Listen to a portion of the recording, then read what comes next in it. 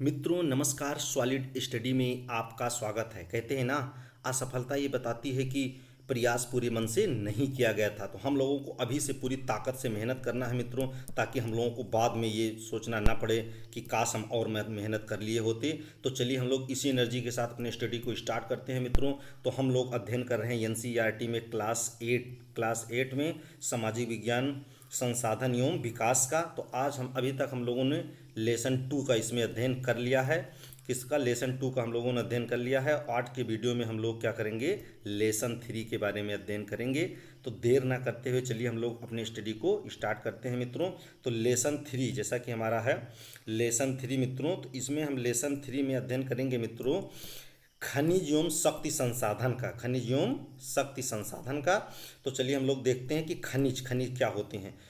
प्राकृतिक रूप से प्राप्त होने वाला वह पदार्थ जिसका रासायनिक संगठन होता है वह खनिज कहलाता है। क्या होता है? रासायनिक उसका संगठन होता है, वो क्या कहलाता है? खनिज कहलाता है।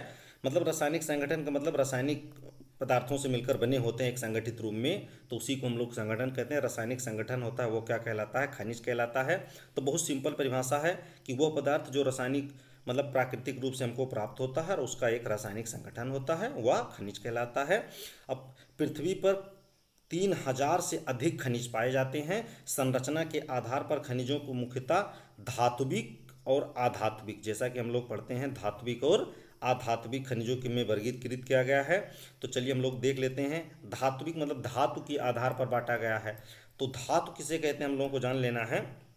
कहने का मतलब वह खनिज, चूंकि अब हम लोग खनिज जान गए हैं क्या है, तो खनिज की को चूंकि डिवाइड कर रहे हैं, तो खनिज में हमें देखना है कि वह खनिज क्या होते हैं। वह खनिज जिसमें कठोरता होती है, कहने का मतलब वो कठोर होते हैं, सामान्यतः देखा जाता है, और वो कुछ चमकीले होते हैं, और उसमें क्या होता है? ऊष्मा तथा विद्युत के सुचालक होते हैं। क्या होते हैं? ऊष्मा तथा विद्युत के सुचालक होते हैं। ये हम लोगों को ध्यान देना है। तो सामान्यतः हम लोग को ऐसे देख लेना है खनिज क्या होते हैं। वह धातु क्या होते हैं कि वह खनिज जो ऊष्मा और विद्युत के सुचालक होते हैं, सामान्यतः कठोर होते हैं, कुछ उसमें चिकनाई होती है, वो क्या कहलाते हैं? धातु कहलाते हैं। और वह खनिज जो ऊष्मा और विद्युत के सुचालक नहीं होते हैं, वो क्या कहलाते हैं? अधातु कहलाते हैं। ये हम लोगों को ध्यान देना है। तो चलिए देख लेते हैं धात्विक खनिज के अंतर्गत कौन आता है। धात्विक खनिज दो प्रकार के होते हैं मित्रों। एक लौह, जो लौह जिसमें लौह से गुण संबंधित होता है, वो लौह के अंतर्गत आते हैं। जैसे लौह अयस्क है, मैग्नीज है, और क्रोमाइड है। क्या है? क्रोमाइड है। ये आपका क्या है? लौह के अंतर्गत आते हैं। अलौह में आपका सोना है, चांदी है, तांबा है, सीसा है, और गौर अन्य जो गैर लोहीय धातुएं हैं वो सब किस्में में। कहने का मतलब लौह और अलौह में अगर हम बांटेंगे दोनों को, तो जिसमें लौह गुण, जैसे आपका मेन यही याद रखना है कि लौह अयस्क, मैग्नीज और क्रोमाइड, ये तीनों लगभग होते हैं, क्या होते हैं? लौहविक धातु होते हैं। और इसके अलावा जितने भी होते हैं अलौह धातुएं होती हैं। ये हम लोगों को ध्यान देना है। अधात्विक क्या होते हैं? जैसे जिप्सम है, अफरक है, चूना है, पत्थर है, पेट्रोलियम है, कोयला है। मतलब क्या होते हैं? ये ऊष्मा के सुचालक नहीं होते हैं, और सामान्यतः कठोर भी नहीं होते हैं, चिकने भी कम होते हैं। ये हम लोगों को ध्यान देना है। अब चलिए हम लोग देख लेते हैं, जैसे कि सैल, सैल का जैसे कि हम लोग देखें चट्टान के रूप में। तो जैसे शैल खनिज अवयवों के अनिश्चित संगठन वाले एक या एक से अधिक मतलब अधिक खनिजों का एक समूह है। कहने का मतलब जब कई खनिज इकट्ठा एक सामूहिक रूप में हो जाते हैं तो शैल का रूप धारण कर लेते हैं, और अनिश्चित संगठन मतलब इनका संगठन होता है। ये हम लोगों को ध्यान देना है। शैल जिनसे खनिजों का खनन किया जाता है अयस्क कहलाते हैं। क्या मतलब है? इस प्रकार के टर्म हम लोगों को जानना चाहिए, क्योंकि बार बार आते हैं। शैल तो जैसा कि हम लोग जानते हैं एक चट्टान होती है जिसमें खनिजों का अनिश्चित संगठन होता है। और अयस्क किसे कहते हैं? जैसे हम लोग सुनते हैं लौह अयस्क और एल्यूमिनियम, कुछ भी चीज़ का अयस्क होता है, तो हम लोगों को ये ध्यान देना है। अयस्क मतलब जो डायरेक्ट पृथ्वी से खोद के निकाले जाते हैं, उसको बाद में प्रसंस्कृत करके शुद्ध करके बनाया जाता है उनके मूल रूप में, तो वही अयस्क कहलाते हैं। तो हम लोगों को ध्यान देना है। शैल जिनसे खनिजों का खनन किया जाता है अयस्क कहलाते हैं। जब खनिजों को शैलों से निकाला जाता है तो वो क्या कहलाते हैं? अयस्क कहलाते हैं। ये हम लोगों को ध्यान देना है। यद्यपि 2800 से अधिक खनिजों की पहचान की गई है, जिसमें से केवल लगभग 100 अयस्क खनिज समझे जाते हैं। कितने समझे जाते हैं? खनिज समझे जाते हैं। ये बताया गया है इसके डिफिनीशन के अनुसार कि खनिज कौन है कौन नहीं समझे जाते हैं। ये हम लोगों को ध्यान देना है। आगे चलिए हम लोग देख लेते हैं। अब इसमें हम लोगों को ध्यान देना, जो खनिज निकाले जाते हैं उसका निष्कर्षण होता है, तो कैसे उसमें क्या किस भाग में डिवाइड होता है, निकाले जाने की प्रक्रिया के आधार पर इनको कितने भागों में बांटा जाता है। तो खनिजों का निष्कर्षण हम लोग जो करते हैं, एक को हम लोग कहते हैं खनन, निकालने के दौरान क्रिया को हम लोग क्या कहते हैं? खनन। और एक को कहते हैं प्रभेदन, और एक को कहते हैं आखनन। क्या कहते हैं? आखनन। तो हम लोगों को ध्यान देना, खनन जो होते हैं वो दो प्रकार में डिवाइड किए जाते हैं। एक होता है विपरीत खनन, एक होता है कूपिक खनन। तो जो विपरीत खनन मतलब जो होता है मित्रों, कहने का मतलब है जब बहुत कम गहराई से खनिजों को निकाला जाता है। कहने का मतलब ऊपर पपड़ी हटा के लगभग थोड़ी उसमें गहराई में इनको निकाल से कम गहराई में स्थित खनिजों का खनन एवं पृष्ठीय स्तर को हटा कर निकालना क्या कहलाता है? विपरीत खनन। क्या है? विपरीत खनन। मतलब बहुत आसानी से हो जाते हैं। और कूपकी खनन क्या होते हैं? जब अधिक गहराई में रखे खनिजों की खुदाई के लिए बनाए जाते हैं। तो इस प्रकार के कूप को, जो कूप बनाए के खुदाई की जाती है, तो उसको हम लोग क्या कहते हैं? कूपित खनन कहते हैं। अगला है जैसे प्रभेदन किसे कहते हैं? क्या है? प्रभेदन किसे कहते हैं? तो हम लोगों को ध्यान देना है मित्रों, जब प्राकृतिक गैस एवं पेट्रोलियम के लिए खुदाई के लिए गहन कूपों की खुदाई, मतलब बहुत गहरी, क्या कहते हैं? जैसे ये मशीन के माध्यम से यहाँ प्रभेदन का चित्र मित्रों दिखाया गया है। ये मशीन है, इसको डाल करके खनन में बहुत अधिक गहराई तक खुदाई की जाती है। वहाँ पर पेट्रोलियम है, प्राकृतिक गैस है, प्राप्त किए जाते हैं। ये किलोमीटर में भी जाती है। तो इसको हम लोग क्या कहते हैं? इस प्रकार की प्रक्रिया को प्रभेदन कहते हैं। हम लोगों को ध्यान देना है।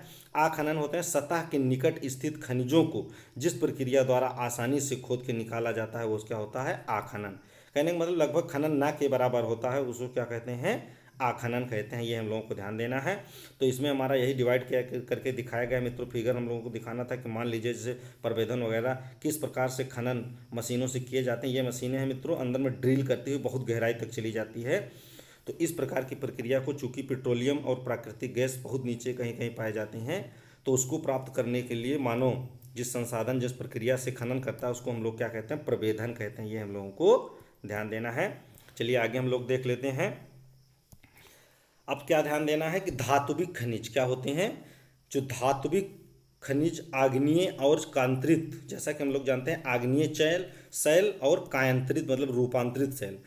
धात्विक खनिज आग्नेय एवं कायांतरित शैल समूहों जिनमें विशाल पठार का निर्माण होता है पाए जाते हैं। ये हम लोग को ध्यान देना है। जो धात्विक खनिज होते हैं धातु के रूप में होती है, आग्नेय एवं कायांतरित चट्टानों में पाई जाती हैं। हम लोगों को ध्यान दिए रहना है।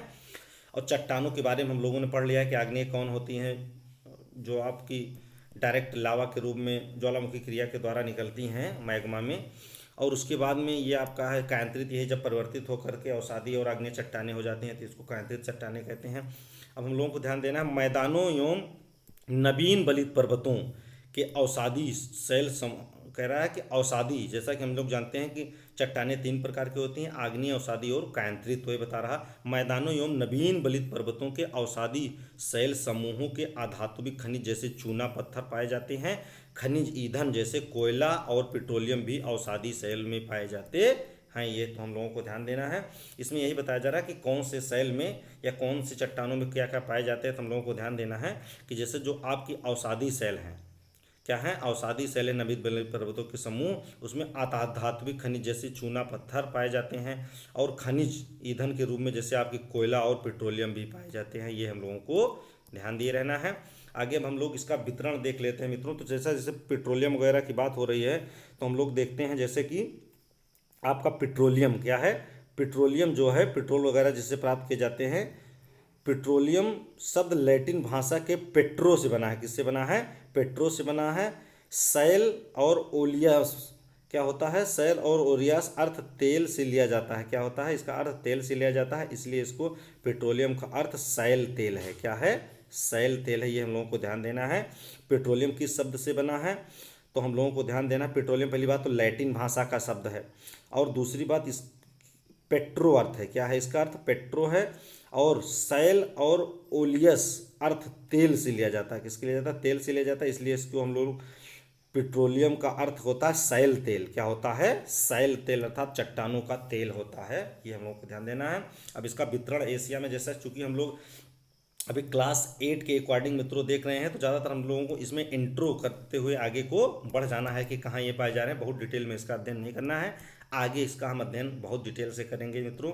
तो चलिए, इसमें जैसे एशिया में इसका वितरण मित्रों देखा है। यह महाद्वीप विश्व में आधे से अधिक टिन का उत्पादन करता है। एशिया, जैसा कि हम लोग जानते हैं कि 7 महाद्वीपों में से हमारा एक महाद्वीप है। यह विश्व में आधे से अधिक टिन का उत्पादन करता है। चीन है, मलेशिया है, इंडोनेशिया है, विश्व के अग्रणी टिन उत्पादकों में से एक हैं। चीन में, जैसा कि हम लोग जानते हैं मित्रों, बहुत अधिक मात्रा में टिन का उत्पादन किया जाता है। तो ये हम लोगों को ध्यान देना है। एशिया में सबसे अधिक उत्पादन टिन का, विश्व स्तर पर टिन का सबसे अधिक उत्पादन किया जाता है। ये हम लोगों को ध्यान देना है।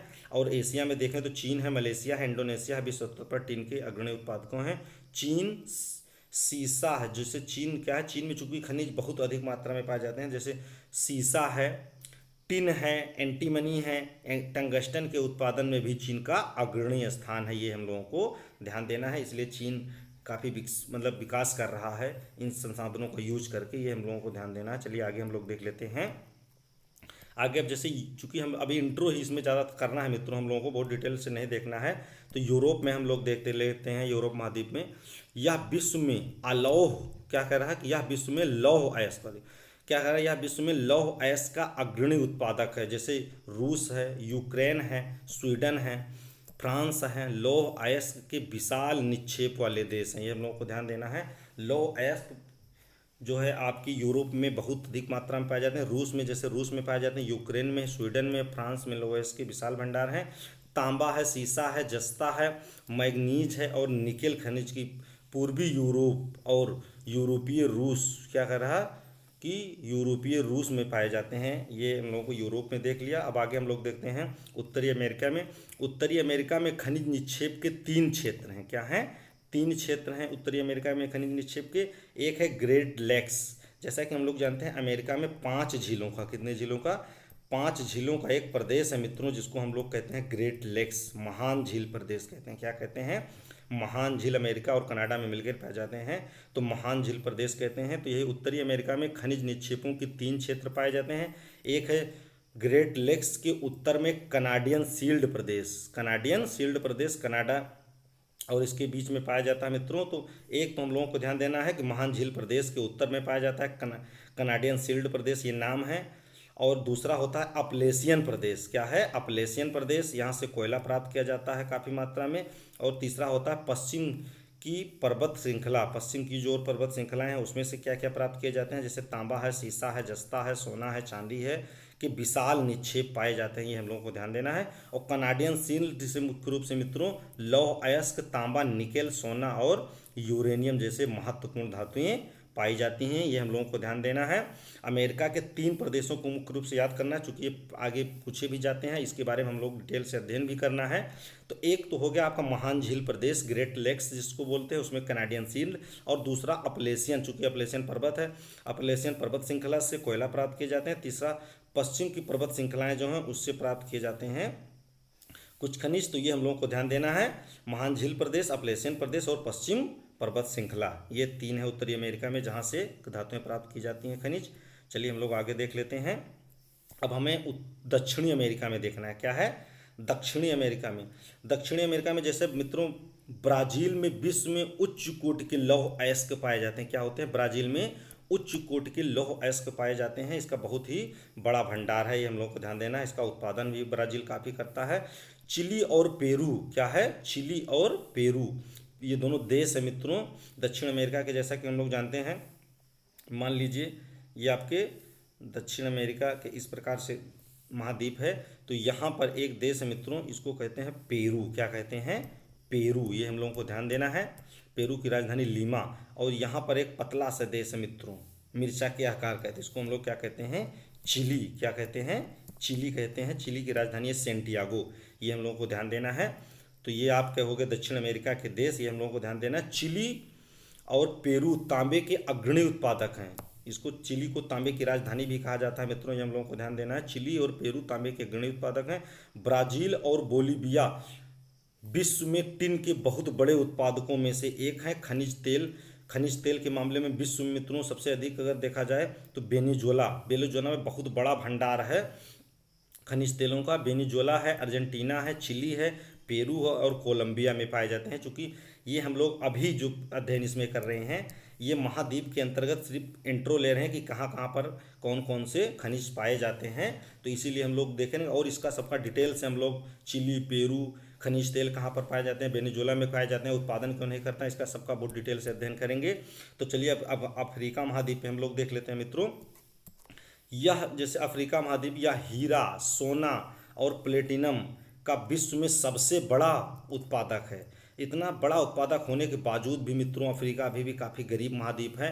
लेकिन क्या है, इसका सही से उत्पादन नहीं हो रहा, इसका सही से निष्कर्षण नहीं हो रहा, और जो निकालते हैं वो यूरोप वाली कंपनियां भी कुछ निकालती हैं, लोग कुछ अच्छे से यूज अपने लिए कर लेते हैं, वहाँ के लिए सही से यूज नहीं हो पा रहा और पूरा सही से इसका उत्पादन भी अभी नहीं हो पा रहा। तो हीरा, सोना और प्लेटिनियम विश्व की महंगी धातुओं में से सबसे ज़्यादा हैं। ये कहाँ पाए जाते हैं? अफ्रीका महाद्वीप में पाए जाते हैं। जैसे दक्षिण अफ्रीका, जिम्बाब्वे, जायरे विश्व के सोना के एक बड़ा आयात जो बड़ा भाग है उत्पादित करते हैं। तेल है, नाइजीरिया है, जो तेल होते हैं अफ्रीका में नाइजीरिया से, लीबिया और अंगोला में पाया जाता है। ये हम लोगों को ध्यान देना है। तो चलिए आगे हम लोग देख लेते हैं मित्रों। अब जैसे ऑस्ट्रेलिया महाद्वीप के बारे में हम लोग देखते हैं। तो ऑस्ट्रेलिया में मित्रों जैसा है कि ऑस्ट्रेलिया विश्व में बॉक्साइट का सबसे बड़ा उत्पादक है। किसका है? बॉक्साइट का ऑस्ट्रेलिया जो है विश्व में सबसे बड़ा उत्पादक है। ऑस्ट्रेलिया सोना, हीरा और लौह अयस्क, टिन और निकेल का अग्रणी उत्पादक है। पश्चिमी ऑस्ट्रेलिया के कुलकर्ण क्या कहते हैं? कालगार्गी क्या है? खान का नाम है मित्रों कालगार्गी, और कूलगार्डी क्या नाम है? कूलगार्डी और कालगुरली और कूलगार्डी क्षेत्र सोने के बहुत बड़े निक्षेप पाए जाते हैं। ये हम लोगों को ध्यान देना है। ये मुख्य रूप से दो खाने हैं ऑस्ट्रेलिया की जो सोने के लिए बहुत फेमस हैं। आगे भी हम लोग इसका अध्ययन करेंगे। तो आप लोगों को याद रखना है कि ऑस्ट्रेलिया के मुख्य खाने अगर कहीं इसका नाम आए तो कालगुरली और कूलगार्डी दो क्षेत्र हैं जो सोने के लिए काफ़ी फेमस हैं ऑस्ट्रेलिया में। और बॉक्साइट का ऑस्ट्रेलिया विश्व में उत्पादक सबसे ज़्यादा करता है। तो हम लोग को याद रखना ऑस्ट्रेलिया महाद्वीप भी है और एक देश का नाम भी ऑस्ट्रेलिया है जो ऑस्ट्रेलिया महाद्वीप का सबसे बड़ा देश है। अब अंटार्कटिका के बारे में हम लोग याद रखते हैं। जैसे अंटार्कटिका में तो बसाव नहीं है मानव का ज़्यादा मित्रों, नाम मात्र के खोज वगैरह के लिए लोग जाते हैं, लेकिन यहाँ पर खनिज तो पाए ही जाएंगे। जैसे ट्रांस अंटार्कटिका पर्वत में कोयले और पूर्वी अंटार्कटिका के प्रिंस चार्ल्स पर्वत क्या है? प्रिंस चार्ल्स पर्वत का नाम आ जाए तो हम लोग को ध्यान देना है कहाँ पर है? अंटार्कटिका में के निकट लौह अयस्क के महत्वपूर्ण मात्रा में निक्षेप का पूर्वानुमान लगाया गया। मतलब वहाँ पर अनुमान लगाया गया है कि जो प्रिंस चार्ल्स पर्वत नाम दिया गया है पर्वत का, उसी पर्वत के पास में लौह अयस्क के महत्वपूर्ण निक्षेप हो सकते हैं। अब आगे हम लोग देख लेते हैं। जैसे स्विट्जरलैंड में कोई ज्ञात खनिज निक्षेप नहीं है। ये पूछा जाता है किस देश में अगर कोई ज्ञात खनिज निक्षेप नहीं है, तो हम लोग को ध्यान देना है स्विट्जरलैंड में। स्विट्जरलैंड बहुत अमीर देश है मित्रों यूरोप का, ये हम लोग को ध्यान देना है। स्विट्जरलैंड में नहीं है। हरा हीरा एक दुर्लभ हीरा है। क्या हो? विश्व में बहुत ही कम मात्रा में पाए जाते हैं, इसलिए ये विश्व में सबसे लगभग महंगा है। जो खास करके सौंदर्य के रूप में जो गहनों के रूप में यूज किया जाता है उसमें हरा हीरा बहुत महंगा है मित्रों। तो हरा हीरा एक दुर्लभ हीरा है। विश्व की प्राचीनतम शैल पश्चिमी ऑस्ट्रेलिया में है। कहाँ पर है? विश्व की प्राचीनतम शैल कहाँ पर है? पश्चिमी ऑस्ट्रेलिया में भी पाई जाती हैं। वह 430 करोड़ वर्ष पूर्व, किसने? 430 करोड़ वर्ष पूर्व बने पृथ्वी के निर्माण से मात्र 30 करोड़ वर्ष पश्चात बने थे। मतलब जैसे पृथ्वी का जब निर्माण हो रहा था उसी के 30 करोड़ साल बाद ही बन गए थे। ये हम लोगों को ध्यान देना है। चूँकि पृथ्वी हमारी बहुत पहले बनी थी, तो हम लोग को ध्यान देना है कि प्राचीनतम शैल कहाँ पर है? ऑस्ट्रेलिया में है। लगभग 430 करोड़ वर्ष पहले बनी, इसका अनुमान लगाया जाता है। चलिए हम लोग आगे देखते हैं मित्रों। अब हम लोग जो अभी खनिजों के बारे में पढ़ रहे थे उसमें से कुछ विश्व में इसका हम वितरण मैप के माध्यम से देख लेते हैं। तो जैसे इसके में हम लोगों को मित्रों क्या देखना है? कोयला और खनिज तेल क्या है? कोयला और खनिज तेल का मतलब वितरण हम देखेंगे। तो ये प्रकार का जो आपका मतलब शेप बना हुआ है ये कोयला है। तो जैसा कि हम लोगों को कोयला देख लेना है मित्रों, और खनिज तेल जो त्रिभुजाकार है। तो जैसा कि कोयला हम लोग देख रहे हैं कि हमारे भारतीय क्षेत्र में भी, जैसे अपने भारत, चूँकि भारत का मैप है, हम लोग सबसे पहले अपने ही देश के बारे में देखते हैं। तो भारत में मित्रों जैसा कि हम लोग देख रहे हैं कि आपके जैसे छत्तीसगढ़ है, झारखंड है, उड़ीसा है, इसके पास में जो आपका क्षेत्र पूरा दिखाई पड़ रहा है, कहने का मतलब ये पूरा हमारा जो है पूर्वी भारत वाला क्षेत्र यहाँ पर दिखाई पड़ रहा है। यहाँ पर कोयले के भंडार पर्याप्त मात्रा में दिखाई पड़ रहे हैं। नीचे कुछ आपके क्षेत्र हैं यहाँ पर दिखाई पड़ रहे हैं। और जो गुजरात के आसपास वाला क्षेत्र है यहाँ पर मित्रों हम लोगों को खनिज तेल दिखाई पड़ रहे हैं। ये हम लोगों को अपने देश के बारे में ध्यान देना है। आगे इसका हम लोग डिटेल से अध्ययन ही करेंगे। अब जैसा कि हम लोग जानते हैं हमारे भारत में काफ़ी खनिज तेल सऊदी अरब, कुवैत वगैरह से खाड़ी देशों से मांगा जाता है। तो ये क्षेत्र देखिए पूरा मित्रों, यहाँ पर पर्याप्त मात्रा में खनिज तेल दिखाए गए हैं, यहाँ पर पाए जाते हैं। ये पूरे खाड़ी देश हैं मित्रों, जैसे आपके सऊदी अरब, कुवैत है और जितने भी आसपास के इसके देश हैं, संयुक्त अरब अमीरात है। तो ये हम लोगों को ध्यान देना है। ये खाड़ी देश में जितने भी देश हैं ये क्या हैं, खनिज तेल के अच्छे उत्पादक हैं। ईरान है, इराक है, इसमें लगभग पाए जाते हैं। और आगे हम लोग देख लेते हैं, जैसे अफ्रीका में जाते हैं मित्रों, तो इन क्षेत्रों में देखिए यहाँ पर पाए जा रहे हैं। खास करके हम लोग देखें नीचे के वो जो आपके हैं दक्षिणी अफ्रीका में हम लोग कह सकते हैं क्या है, दक्षिण और पूर्वी अफ्रीका में पाए जा रहे हैं। और ऊपर कुछ मात्रा में जो आपके हैं खनिज तेल पाए जा रहे हैं, ये हम लोगों को ध्यान देना है। उत्तरी अमेरिका का ये क्षेत्र है मित्रों, विशाल मात्रा में यहाँ भी पाए जाते हैं। और ये आपके ये जो क्षेत्र मित्रों ऊपर हम लोग देख रहे हैं, यही वेनेजुएला का क्षेत्र है। क्या है, वेनेजुएला कहाँ, विश्व स्तर पर बहुत अधिक मात्रा में खनिज तेल का निक्षेप भंडार है, लेकिन अमेरिका के काफ़ी प्रतिबंध के कारण अभी ये इसका उत्पादन सही से नहीं हो पा रहा है, ये हम लोगों को ध्यान देना है। और ऑस्ट्रेलिया का क्षेत्र है, यहाँ भी दिखाया गया है। और ये आपके यूरोप वाला क्षेत्र है पूरा मित्रों, तो यहाँ पर भी खनिज तेल और कोयला दिखाए गए हैं। तो ये मोटे तौर पर हम लोगों को अभी मैप में सिर्फ देखना है कि कहाँ पर ये दिखाए गए हैं, पाए जा रहे हैं। और इसका हम लोग बाद में डिटेल से अध्ययन करेंगे। चलिए हम लोग आगे देख लेते हैं। आगे मित्रों क्या है कि भारत में क्या है, भारत विश्व में अभ्रक का सबसे बड़ा उत्पादक एवं निर्यातक है। क्या है, सबसे बड़ा उत्पादक और निर्यातक है। कहाँ पर, पूरे विश्व स्तर में अभ्रक का। किसका, अभ्रक का। हम लोग जानते हैं अभ्रक भारत में सबसे अधिक झारखंड में, कहाँ पर, झारखंड में पाया जाता है, ये हम लोगों को ध्यान देना। विश्व में सबसे अधिक उत्पादक और ये निर्यात किसका करता है, अभ्रक करता है। कौन, हम लोग करते हैं, हमारा देश करता है, ये हम लोगों को ध्यान देना है। भारत में कर्नाटक में कोलार की खान से सोने का निक्षेप है। कहाँ पर, कोलार की खान बहुत फेमस है मित्रों। भारत में कोलार की खान से सोना निकाला जाता है, ये हम लोगों को ध्यान देना है। आगे कंप्यूटर उद्योग में प्रयुक्त होने वाला सिलिकॉन, जिसकी चिप बनती है मित्रों, हम लोगों को ध्यान देना।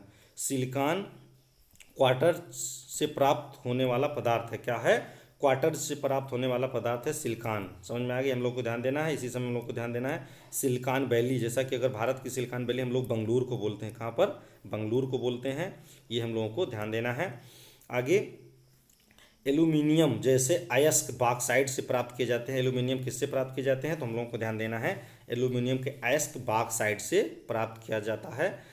का उद्योग ऑटोमोबाइल्स, हवाई जहाज, बोतलबंद उद्योग जो होते हैं, जो भी पदार्थ यूज किया जाता है, बेचा जाता है, भवन निर्माण और रसोई के बर्तन बनाने में इसका एल्यूमिनियम का उपयोग किया जाता है। जैसा कि हम लोग जानते हैं एल्यूमिनियम का बर्तन भी आते हैं और कई पदार्थों में इसका उपयोग, तार वार वगैरह बनाने में भी इसका प्रयोग किया जाता है, ये हम लोगों को ध्यान देना है।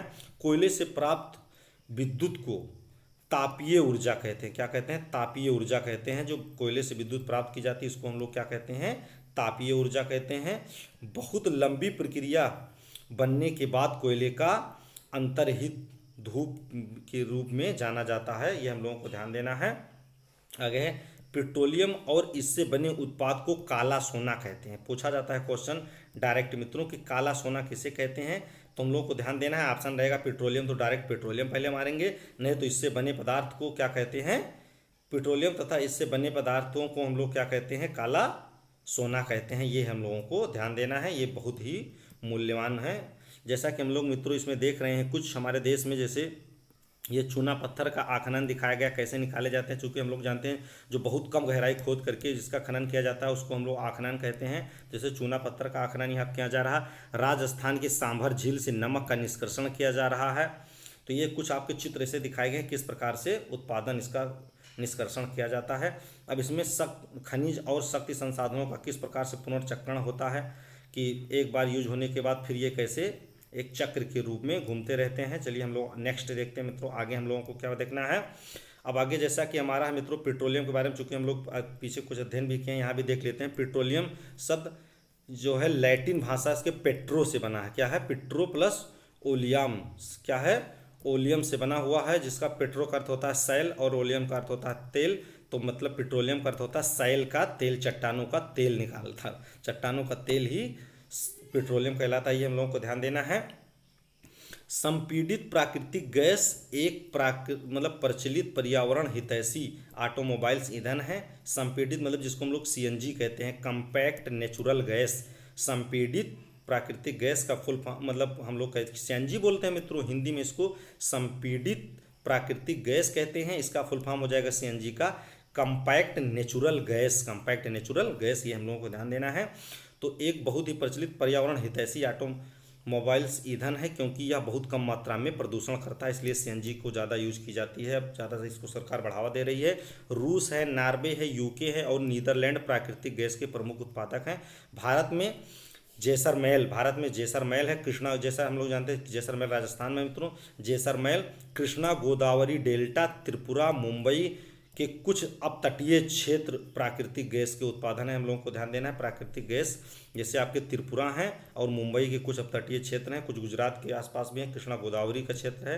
तो ये क्या है, पेट्रोलियम या प्राकृतिक गैस की कुछ मात्रा में उत्पादन यहाँ पर से किया जाता है। हम लोगों को ध्यान देना।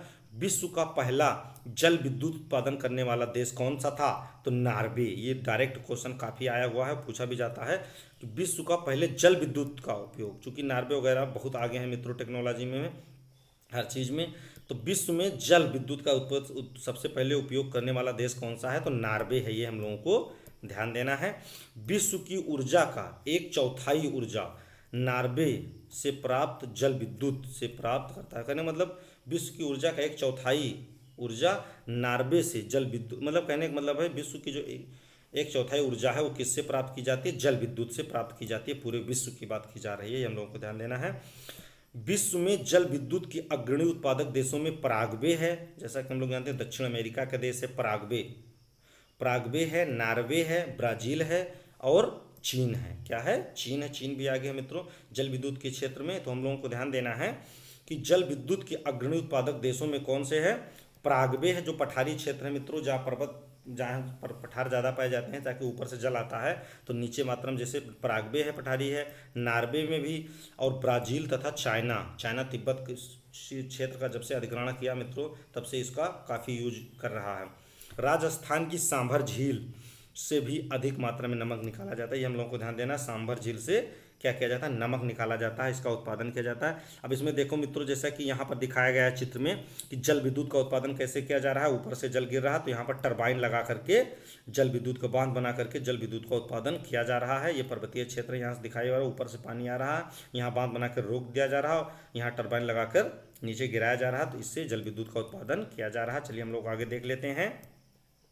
आगे हम लोगों को देखना है कि जो गैर परंपरागत स्रोत हैं, क्या है, गैर परंपरागत स्रोत जैसे सौर ऊर्जा है, जो परंपरागत नहीं है मित्रों, जैसे सौर ऊर्जा है, पवन ऊर्जा है, ज्वारीय ऊर्जा है, जो कि नवीकरणीय, जैसा कि हम लोग अध्ययन कर चुके हैं नवीकरणीय ऊर्जा है। इसमें हमारा मतलब जो है लागत बहुत कम आती है और उत्पादन इसका बहुत होता है, और ये कभी ना खत्म होने वाले मतलब असमाप्य, क्या है, असमाप्त होने वाले। तो हम लोगों को ध्यान देना है असमाप्य ये है ईंधन के रूप में है। तो कौन है, नवीकरणीय, जैसे सौर ऊर्जा है, पवन ऊर्जा है और ज्वारीय ऊर्जा, ये हम लोगों को ध्यान देना है। आगे हम लोग देख लेते हैं पवन ऊर्जा में नीदरलैंड, पवन चक्की लगा करके मित्रों क्या करते हैं, यूज करते हैं। पवन फार्म में नीदरलैंड, जर्मनी, डेनमार्क, यूके मतलब United kingdom, USA United state of America, Spain में पाए जाते हैं, जो पवन ऊर्जा के लिए उल्लेखनीय है। प्राकृतिक तौर से प्राप्त रेडियो सक्रिय पदार्थ जैसे यूरेनियम है और थोरियम है, क्या है, रेडियो एक्टिव पदार्थ या रेडियो सक्रिय पदार्थ मित्रों हम लोग कहते हैं। कौन से पदार्थ आते हैं, यूरेनियम और थोरियम। हम लोगों को ध्यान देना है कौन से पदार्थ के अंतर्गत आते हैं, रेडियो एक्टिव पदार्थ या रेडियो सक्रिय पदार्थ हम लोग कहते हैं, यूरेनियम और थोरियम है। परमाणु ऊर्जा के सबसे बड़े उत्पादक यूएसए है। परमाणु ऊर्जा का सबसे ज़्यादा उत्पादन कौन करता है के माध्यम से, यूएसए करता है और यूरोप करता है। टेक्नोलॉजी के मामले में शुरू से बहुत आगे हैं मित्रों, तो यूएसए और यूरोप हैं। भारत में राजस्थान और झारखंड के पास यूरेनियम के विशाल भंडार के निक्षेप हैं। यूरेनियम विशाल मात्रा में केरल के थोरियम, क्या है, बहुत इंपॉर्टेंट क्वेश्चन मित्रों पूछा जाता है कि थोरियम का विशाल मात्रा में भंडार कहाँ है, केरल के मोनोजाइट बालू में, क्या है, मोनोजाइट बालू में इसके विशाल मात्रा में निक्षेप पाए जाते हैं, किसके, थोरियम के। ये हम लोगों को ध्यान देना है। ताप ऊर्जा को पृथ्वी से प्राप्त किया जाता है। कहाँ से प्राप्त किया जाता है? पृथ्वी से प्राप्त किया जाता है। ताप ऊर्जा को पृथ्वी से प्राप्त की जाती है, जिसको हम लोग भूतापीय ऊर्जा कहते हैं। भू माने भूमि, भूमि के ताप से ऊर्जा जो प्राप्त होती है उसको भूतापीय ऊर्जा कहते हैं। ये हम लोगों को ध्यान देना है मित्रों। अब आगे हम लोग देखते हैं, जैसा कि हम लोगों को ध्यान देना है कि यूएसए में क्या है, यूएसए में विश्व का सबसे बड़ा भूतापीय संयंत्र लगा हुआ है। कहाँ पर? यूएसए में। तो ये मित्रों हम लोग देख रहे हैं, जैसे भूतापीय ऊर्जा के लिए क्या होता है, एक संयंत्र लगा दिया जाता है और इसको अंदर से कनेक्ट किया जाता है, यहीं से भूताप को एकत्रित किया जाता है। ये हम लोगों को दिखाया गया है। और ये आपके राजस्थान में हम लोगों के मणिकरण, जो मणिकरण है मित्रों, यहाँ पर भूतापीय ऊर्जा का संयंत्र लगाया गया है। ये हम लोगों को ध्यान देना है। चलिए हम लोग आगे देखते हैं। अब इसमें हम लोगों को जो अध्ययन कर रहे हैं मित्रों, ये बहुत ही इंपॉर्टेंट है हमारी परीक्षा की दृष्टि से, ये हम लोगों को ध्यान देना है। अब जैसे यूएसए में जैसा कि हम लोगों ने अध्ययन कर लिया, अब उसके बाद में देखते हैं भारत में भूतापीय ऊर्जा के संयंत्र हिमाचल प्रदेश जो मणिकरण में है और लद्दाख के पूर्वी घाटी क्षेत्र में स्थित है। ये हम लोगों को ध्यान देना है। ये मित्रों हम लोगों को ध्यान देना है कि जो मणिकरण है राजस्थान में नहीं है, हिमाचल प्रदेश में है। क्या है? हिमाचल प्रदेश में। ये हम लोगों को ध्यान देना है। लद्दाख वाला क्षेत्र आप जान ही रहे हैं। विश्व का पहला सौर ऊर्जा और पवन ऊर्जा चालित बस अड्डा कहाँ पर है? स्कॉटलैंड में है। कहाँ पर है? स्कॉटलैंड में है, यूरोप का देश है मित्रों। तो विश्व का पहला सौर ऊर्जा से चलने वाला और पवन ऊर्जा से चलने वाला बस अड्डा कहाँ पर है? तो स्कॉटलैंड में है। ये हम लोगों को ध्यान देना है।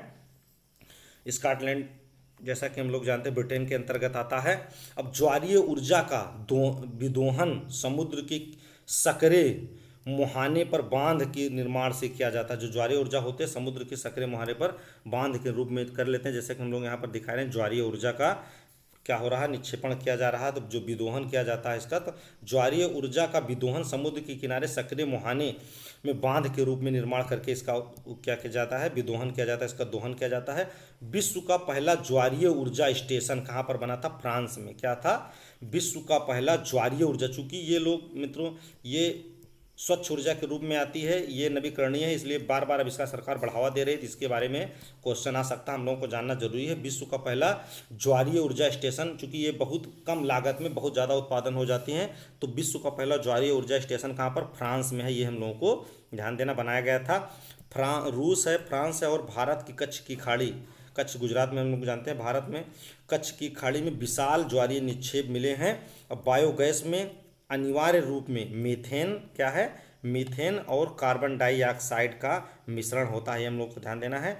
बायोगैस में क्या होता है? अनिवार्य रूप से मीथेन और कार्बन डाइऑक्साइड CO2 का मिश्रण होता है। हम लोग को ध्यान देना है। बायोगैस खाना बनाने तथा विद्युत उत्पादन के लिए सर्वोत्तम ईंधन है। ये हम लोगों को ध्यान देना है। चलिए हम लोग आगे देख लेते हैं मित्रों। आगे हम लोग जो अभी तक अध्ययन किए मित्रों, बहुत ही इंपॉर्टेंट पार्ट है हमारा NCERT का। चलिए हम लोग देखते हैं, क्योंकि स्वच्छ ऊर्जा से आजकल काफ़ी क्वेश्चन पूछे जा रहे हैं। नवीकरणीय अनवीकरणीय धातु क्या है, तो उसी से संबंधित कुछ क्वेश्चन है NCERT के। चलिए इसको हम लोग सॉल्व कर लेते हैं मित्रों। देखते हैं निम्नलिखित में से कौन सा एक खनिज की विशेषता नहीं है। क्या है? खनिज की विशेषता नहीं है। चूंकि हम लोग क्वेश्चन पढ़ते हैं तो नहीं ध्यान देते हैं और हमारा क्वेश्चन गलत हो जाता है, तो हम लोग को ध्यान देना है। क्वेश्चन बहुत ही हम लोग को ध्यान से पढ़ना है। तो निम्नलिखित में से कौन सी एक खनिज की विशेषता नहीं है? तो ऑप्शन ए है वह प्राकृतिक प्रक्रियाओं द्वारा निर्मित होते हैं, और बी है मतलब खा है उनका एक निश्चित रासायनिक संगठन होता है, और गा है वह असमाप्य होते हैं मतलब समाप्त नहीं होते हैं, और घा है उनका वितरण असमान होता है। तो जैसा कि हम लोग जानते हैं खनिज जो होते हैं मित्रों ये समाप्य होते हैं। अगर इसको अधिक मात्रा में आप निकाल लेंगे तो ये खत्म हो जाएंगे। तो ये हमारा पूछ रहा नहीं है इसकी विशेषता, तो हम लोग को ध्यान देना है। ये असमाप्त नहीं होते हैं, समाप्त होने वाले होते हैं। ये हम लोग को ध्यान देना है खनिज को। अगला क्वेश्चन हम लोग देखते हैं। क्वेश्चन नंबर 2 है निम्नलिखित में से कौन सा अभ्रक का उत्पादक नहीं है? तो हम लोग को ध्यान देना है। इसमें का है झारखंड, खा है राजस्थान, और गा है कर्नाटक, और घा है आंध्र प्रदेश। तो हम लोगों को ध्यान देना अभ्रक हमारे देश में कहाँ नहीं पाया जाता मित्रों? तो अभ्रक हमारे कर्नाटक में नहीं पाया जाता। ये हम लोगों को ध्यान देना है। झारखंड में पाए जाते हैं, राजस्थान में पाया जाता है, और आंध्र प्रदेश में भी पाया जाता है, लेकिन कर्नाटक में नहीं पाया जाता। ये हम लोगों को ध्यान देना है। अगला क्वेश्चन है निम्नलिखित में से कौन विश्व में तांबे का अग्रणी उत्पादक है? तो हम लोग जानते हैं विश्व में तांबे का अग्रणी उत्पादक चिली है। क्या है? चिली है, ये हम लोगों को ध्यान देना। दक्षिणी अमेरिका का देश है कौन? चिली है, ये हम लोगों को ध्यान देना है। अगला क्वेश्चन है मित्रों, निम्नलिखित प्रक्रियाओं में से कौन सी आपके रसोई घर में द्रवित पेट्रोलियम गैस एलपीजी जिसको हम लोग लिक्विड पेट्रोलियम गैस कहते हैं, इसका हिंदी होता है द्रवित पेट्रोलियम गैस, को संरक्षित नहीं करती है, मतलब इसका बचाव नहीं करती है, हम लोगों को ध्यान देना है। जैसे कि पहला है कि पकाने से पहले दाल को कुछ समय के लिए भिगोना, और खा है प्रेशर कुकर में खाना बनाना, और घा है पकाने के लिए गैस जलाने से पूर्व सब्जी काट लेना, और घा है खुली कढ़ाई में कम ज्वाला पर भोजन बनाना पकाना। तो हम लोग जैसा कि जानते हैं मित्रों, अगर खुली कढ़ाई पर हम लोग पकाएंगे तो ज़्यादा हमारा ईंधन लगेगा, तो ये संरक्षित नहीं करता है, चूँकि ध्यान देना है। तो और हमारे सही हैं सब। तो इस प्रकार से हमारे बहुत महत्वपूर्ण क्वेश्चन थे मित्रों। ये पार्ट बहुत इंपॉर्टेंट है, बार बार आप देखेंगे इसको, एक बार में अगर नहीं समझ में आएगा, ये बहुत ही इंपॉर्टेंट क्वेश्चन, ये आपकी बेस मजबूत करेगा एनसीईआरटी में। तो चलिए हम लोग अपनी वीडियो को यहीं पर समाप्त करते हैं मित्रों, ये हमारा पार्ट पूरा हुआ। नेक्स्ट लेसन में मित्रों हम लोग फिर मिलेंगे। तो चलिए तब तक के लिए अपनी स्टडी को यहीं पर हम लोग विराम करते हैं मित्रों। जय हिंद, जय भारत।